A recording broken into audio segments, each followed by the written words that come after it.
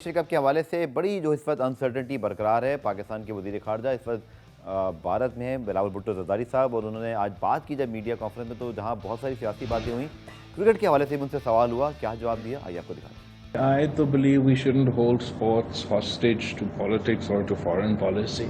And sports का मकसद ही ये है कि आप इसको इस किस्म के इशू से दूर रखें। मैं समझता हूँ it would be very petty of India if they were to hold sports hostage to politics. मुझे पता है कि मैंने कोशिश की कि हमारा कोई ब्लाइंड क्रिकेट टीम था जब मैं वज़ीर ख़ारजा था, और ब्लाइंड क्रिकेट मैच हो रहा था इंडिया में, उसमें पाकिस्तान ने जाना था, उन्होंने अप्लाई किया, उनको वीज़ा नहीं मिल सका। मैंने आज जब मैं एक भारत की इंटरव्यू कर रहा था तो मैंने इनसे पूछा कि भारत क्यों डरते हैं पाकिस्तान के ब्लाइंड क्रिकेटर्स से, और हमें इस किस्म का स्टेप्स नहीं लेना चाहिए, और उम्मीद है कि एक पेटी एक्शन नहीं लिया जाएगा। और हमारे स्पोर्ट्समैन को, क्रिकेटर्स हो या कोई जो भी स्पोर्ट्स के लिए, चेस प्लेयर्स हो, जो भी इस किस्म के सिलसिले हैं, इनको हमें सियासत से, हमारा फॉरेन पॉलिसी से अलग रखना चाहिए। तनवीर, बड़ा स्टेटमेंट है, क्योंकि वज़ीर ख़ारजा पाकिस्तान के भारत में बैठ के बात कर रहे हैं कि खेल और सियासत को मिक्स नहीं करना चाहिए। उन्होंने तो बल्कि तनकीद भी की कि आपने ब्लाइंड क्रिकेट टीम को वीज़ा नहीं दिया, तो फिर बात क्या रह गई पीछे। और साथ पाकिस्तान गवर्नमेंट की पॉलिसी एक मरतबा फिर कोई ऐसा स्टेटमेंट नहीं दिया जिससे ये बात चले, वो कहते हैं जी हम आप नहीं आएंगे तो हम, कोई ऐसी बात नहीं थी। Very politely, very gracefully put up इस पॉइंट ऑफ व्यू के खेल को सियासत से यार अलग रखूँ, और आपको खेल को बिल्कुल भी सियासत के साथ मिक्स नहीं करना चाहिए। अगेन पैगाम है कि आप आएँ हमारे घर खेलने के लिए, हम भी आएंगे, जो एक इसका मतलब है। बट मुझे लगता नहीं कि कोई रिस्पांस हमें मिलेगा। जो एक डरमी बरकरार है जो भारतीय क्रिकेट बोर्ड की, गवर्नमेंट की, कोई उसमें इम्प्रूवमेंट नहीं, मुझे तो नजर नहीं आता। देखिए बिलावल भुट्टो साहब ने बहुत ज़बरदस्त बात की, इसमें कोई शक ही नहीं है, और ये उन लोगों ने इशू बनाया हुआ है, ये कोई इतना बड़ा मसला नहीं है भाई। आप सिंपल सी चीज़ है ना, उन्होंने कह दिया है कि भाई स्पोर्ट्स को, पॉलिटिक्स को साइड पे रखो। ठीक है, स्पोर्ट्स के लोगों को आपसे क्या तकलीफ है भाई?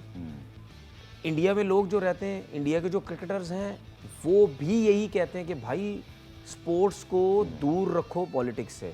तो मेरे ख्याल में ये चीज़ें चलती रहनी चाहिए। बाकी जो पॉलिटिक्स है वो अपनी जगह पे है, ठीक है। मतलब आप इंडिया को हटा दें, पॉलिटिक्स के जो मसाइल और कंट्रियों के साथ नहीं है, हर किसी के आपस में है, बिल्कुल है। लेकिन जो बाकी चीज़ें वो तो नहीं रुकी हुई ना। ये तो सिर्फ अपनी एक, वो क्या कहते हैं ना उसको, वो ईगो और ये चीज़ें नीचे दिखाना, बस इस किस्म की हरकतें कर रहे हैं। बाकी तो मेरे ख्याल में हमारी तरफ से कभी भी ऐसी चीज़ नहीं होती। हमारा एक एक बच्चा, एक एक बंदा कहता है कि भाई क्रिकेट इंडिया पाकिस्तान की होनी चाहिए। और सबसे बड़ी ज़बरदस्त चीज़ ये है कि इंडिया और पाकिस्तान की जब बायलैटरल सीरीज शुरू हो जाएगी तो एशिज वैशिज को तो सारे भूल जाएंगे। इतना पैसा, देखे मैं आपको एक चीज़ बता दूं, सिर्फ इंडिया पाकिस्तान की बायलैटरल सीरीज स्टार्ट करा देना, क्रिकेटर को किसी और कंट्री से खेलने की जरूरत भी नहीं है। बिल्कुल, आप सिर्फ यही दोनों आपस में खेल के आप नाम बना लेंगे। 2012 में जैसे हमें याद है आखिरी मरतबा वनडे सीरीज हुई थी बायलैटरल, उससे पहले से 2007 में मुझे याद पड़ता है, 8 में हमारी टेस्ट सीरीज हुई थी बायलैटरल मैचेस। ये कितना बड़ा नुकसान है पाकिस्तान इंडिया के इस जनरेशन का, और इससे पिछली 10 साल वाली जिसमें आप लोग भी शामिल हैं, कि बायलैटरल सीरीज ही नहीं हुई। वो जो सकलैन मुश्ताक ने 5-5 विकेटें ली, वो जो चेन्नई टेस्ट था, बेंगलोर टेस्ट, हम बातें करते हैं, फिर वो जो आसिफ ने कराची में आउट किए, या वो जो कामरान अकमल की सोच है, या वट एवर मेमोरीज हैं, उसके बाद ही ख़त्म हो गई।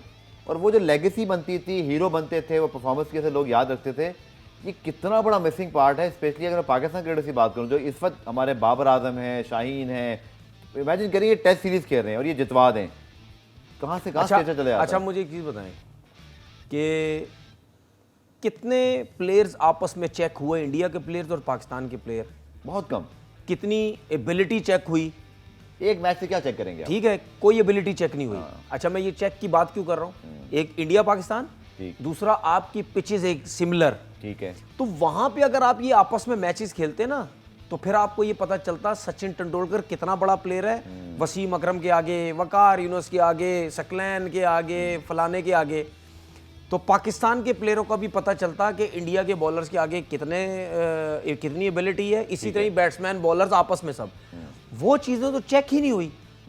तो फिर उससे पता चलता कि भाई आप सबों में कितनी एबिलिटी है। ठीक है। क्योंकि एक तो क्रिकेट बड़ी टफ होनी थी, लोगों की नज़रें इसके ऊपर बहुत होनी थी, ठीक है, तो पता भी चलता। तो मेरे ख्याल में ये चीज़ें बहुत ज़्यादा एक बड़ा मजेदार सवाल मेरे ज़हन मिसिंग में आया, रही हैं। तनवीर, अगर इस दौर में खासतौर पे हमने रिसेंट टाइम में देखा बाबर को और पाकिस्तान की इस टीम को एजाज़ हासिल है कि पहली मरतबा हमने वर्ल्ड कप में भारत को हराया, शुक्र है वो जिंक्स टूटा, फिर एशिया कप में भी हराया।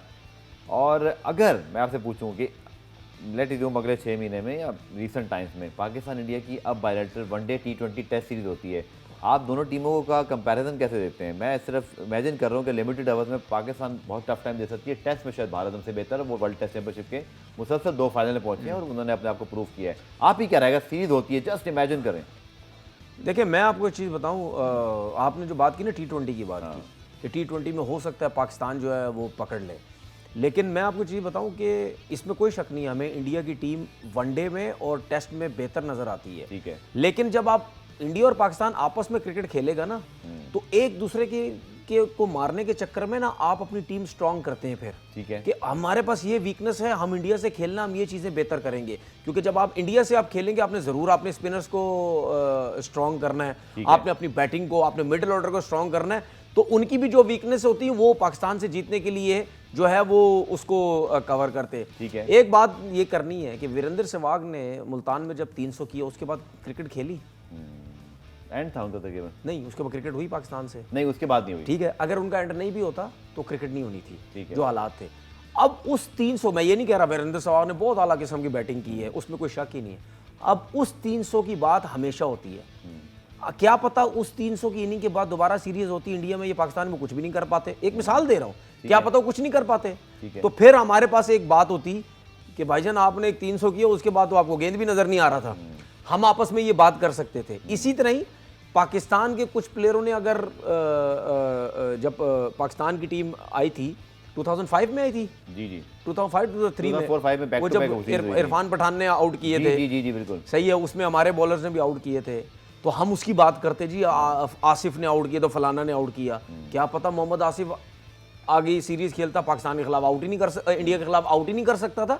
तो कहीं ना कहीं ये चीजें चलती रहती, कंप्लीट स्टोरी रह गई। सही है, आप नहीं करते, फिर आप कहते हो अगली सीरीज में मैं देखूंगा इनको, छोड़ूंगा नहीं। अभी तो एशेज होती है, ऑस्ट्रेलिया इंग्लैंड में खेलता है, ठीक है, परफॉर्मेंसेस नहीं होती, इंग्लैंड में जाके ऑस्ट्रेलिया, वो कहते हैं आओ ना जरा ऑस्ट्रेलिया में, फिर हम देखते हैं, वहाँ ऑस्ट्रेलिया हीरो रहता है। तो ये जो कंपटीशन ना बड़ा जबरदस्त जो है, एक तो गर्मी इतनी ज्यादा और ऊपर से बाबर आजम जो शॉट्स खेल रहे हैं अभी, फिर बॉलर आउटस्टैंडिंग बैटिंग, पाकिस्तान का स्कोर 189 3 आउट। 2 बजे के टाइम मैंने ट्वीट की है कि बाबर आजम आज के मैच में 100 करेगा।